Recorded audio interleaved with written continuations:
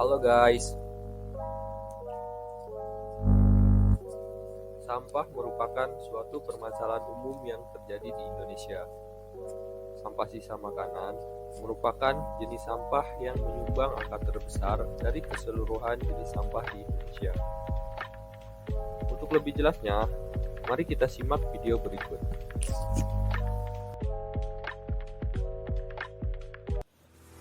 Indonesia menjadi negara terindah karena setiap jarak 100.000 km persegi wilayahnya pasti terdapat keindahan alam seperti pegunungan, gunung berapi, terumbu karang, dan hutan tropis. Keindahan alam Indonesia memang dinilai tak ada yang mampu menandingi di negara manapun di dunia. Hampir semua pesona alam terdapat di Indonesia, mulai dari daratan hingga lautannya. Namun, di balik keindahan alam tersebut masih terdapat banyak permasalahan di dalamnya, salah satunya adalah permasalahan sampah. Sampah merupakan suatu permasalahan umum yang terjadi di Indonesia. Permasalahan sampah pada sebagian besar kota di Indonesia disebabkan oleh sistem pengelolaan yang tidak sesuai dengan peraturan yang ada di Indonesia.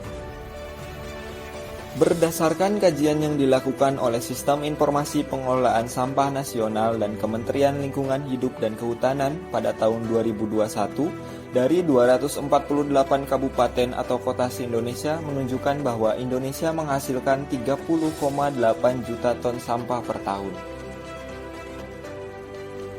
Komposisi sampah berdasarkan sumber sampah paling banyak adalah sampah rumah tangga, yaitu 40,9%. Sedangkan berdasarkan jenis sampah adalah sisa makanan sebesar 39,8%. Sampah sisa makanan menjadi jenis sampah yang menyumbang angka terbesar dari keseluruhan jenis sampah di Indonesia. Sampah sisa makanan memiliki porsi sebesar 40% dari total sampah yang dihasilkan. Jika ditinjau dari sumber sampah, rumah tangga menjadi sumber penghasil sampah terbanyak. Kurangnya kesadaran masyarakat untuk ikut berpartisipasi dalam pengelolaan sampah menjadi salah satu faktor yang menyebabkan tingginya volume sampah di Indonesia.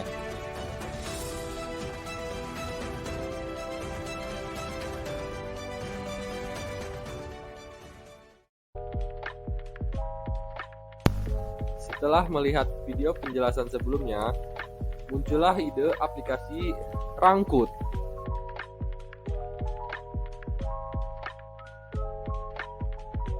Rangkut adalah aplikasi pengolahan untuk sisa makanan rumah tangga yang nantinya dengan aplikasi ini sisa makanan apapun yang masuk ke dalam kategori akan diolah menjadi pupuk.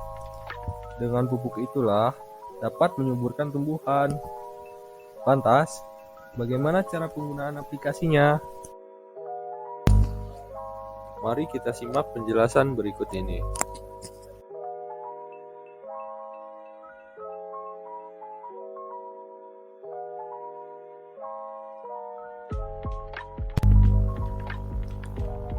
Untuk cara penggunaannya, yang pertama, user hanya perlu mendaftar kemudian login.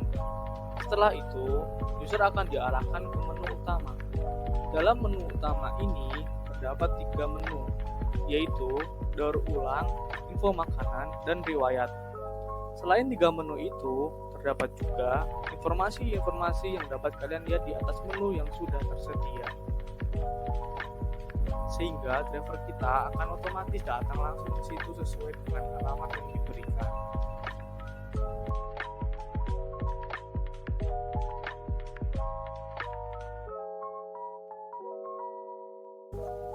Kemudian, pada menu informasi makanan, terdapat 2 kategori jenis makanan yang dapat didaur ulang, yaitu makanan basah dan makanan kering. Kemudian, yang termasuk pada kategori makanan basah yaitu sayur-sayuran, buah-buahan, kue, dan mie. Lalu, yang termasuk kepada makanan kering yaitu tulang, roti kering, biskuit, dan cangkang telur.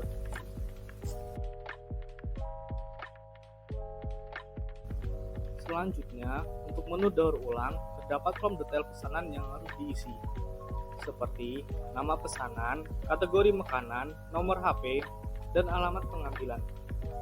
Untuk alamat pengambilan, kita sesuaikan dengan titik koordinat rumah atau tempat penjemputan. Kemudian, kita tinggal duduk manis sambil ngopi, makan gorengan sembari menunggu konfirmasi penjemputan dari driver.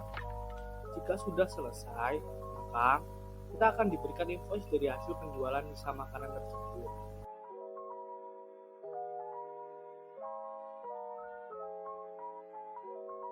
Kesimpulannya, aplikasi Rangkut ini dibuat guna meminimalisir limbah sisa makanan rumahan seperti sisa masakan rumah tangga. Yang jika limbah sisa makanan tersebut terlalu banyak dan didiamkan, maka akan menimbulkan pencemaran lingkungan. Jika dalam sehari terdapat 1 piring sisa makanan, maka bisa dikalikan beberapa rumah yang ada di situ. Tentunya akan menumpuk jika dibuang. Dengan Rangkut ini memberikan solusi tentang permasalahan tersebut. Cukup mereka menggunakan aplikasi ini untuk memesan penjemputan sisa makanan, maka nanti driver tinggal mengambil dan diberikan uang dari total timbangan sisa makanan yang disetorkan. Begitulah deskripsi singkat dari aplikasi tersebut. Terima kasih.